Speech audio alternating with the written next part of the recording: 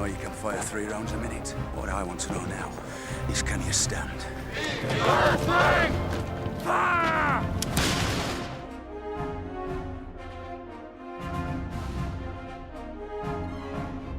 In today's short video, I'm joined by historians Colonel Nick Lipscombe and Marcus Poer Beresford to find out if the Peninsular War Army, that amazing army that fought against the French in Portugal and Spain between 1808 and 1814, was in fact Britain's greatest ever.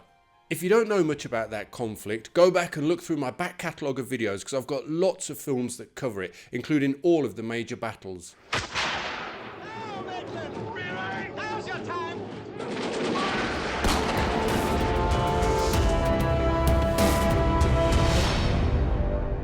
So Nick starts us off today by breaking down his thoughts, but stay tuned because Marcus has some interesting input towards the end as well. I don't think it's unreasonable to suggest that it was. It had been honed as a result of 6 years of campaigning to a very sharp edge by 1813. The key thing is that the troops that arrived in 1808 largely were still there in 1813. There was none of this 6-month roulement. And then you were replaced by somebody else. Wellington himself famously never took any leave, never went back to England. Some of the officers went back, but the boys didn't. I mean, they stayed out there. And so they were absolutely hardened to campaigning. Is it the best army ever that Britain has fielded? Well, certainly to that point. So let's take that point forward. If we look at the wars throughout the 19th century, they're tiny affairs. And certainly when we get to the Crimea, very little has been done. I mean, a lot of blame, I think, does lie. Rory Muir doesn't agree with me on this, but I think it certainly lays at Wellington's door. Wellington's legacy, if you like, is that he fails to reform that army following Waterloo. Attack, sir! Attack, attack, attack! Attack what? Attack where? So the Crimea certainly wasn't a great performance. And the Boer Wars and the wars, in India weren't either. Now, that's not to say that there weren't some individuals that showed enormous ability and courage. Wolseley, Roberts, Buller, Gordon at Chinese Gordon, Khartoum as well.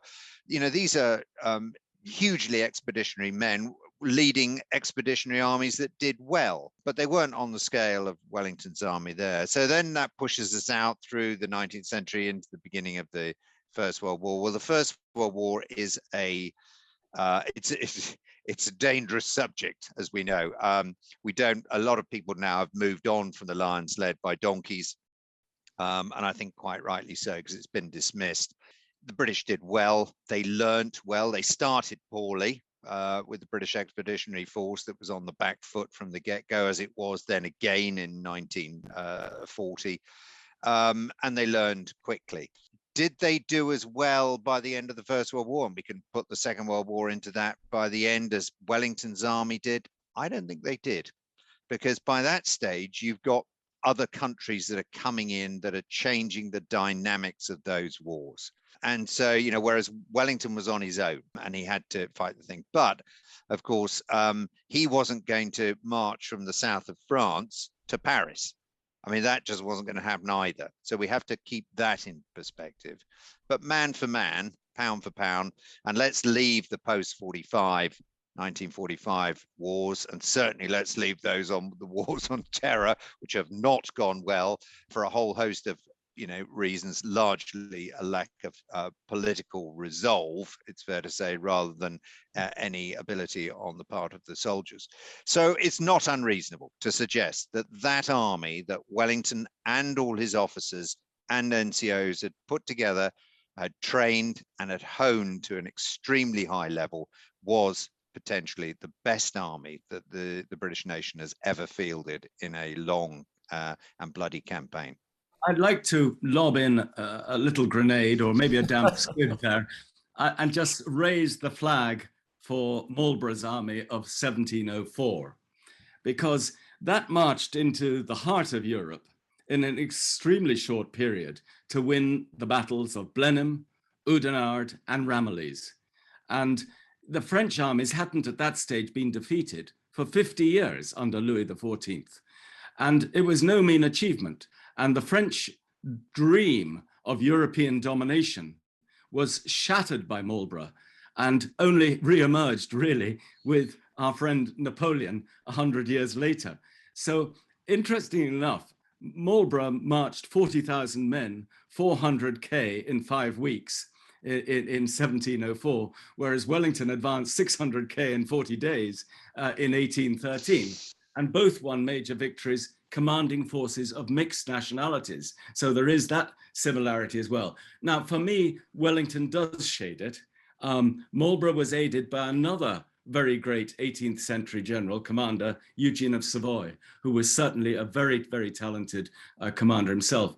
Interestingly, Napoleon lists his 7 great commanders of all time. I can't remember whether he did it, I think at St. Helena when he only had his knitting to do or whatever it was. And he picks people obviously like Julius Caesar and Alexander the Great, along with Eugene of Savoy. Interestingly, or perhaps predictably, he doesn't pick any English general as one of his greats. So there you have it, guys. What do you think? Do you agree with Nick? If you disagree, please comment below and let me know what you think. Perhaps you think the BEF of 1914 deserves a thumbs up. What about Montgomery's army in the Western Desert in World War II? All of these are options and I'm happy to hear what you have to say.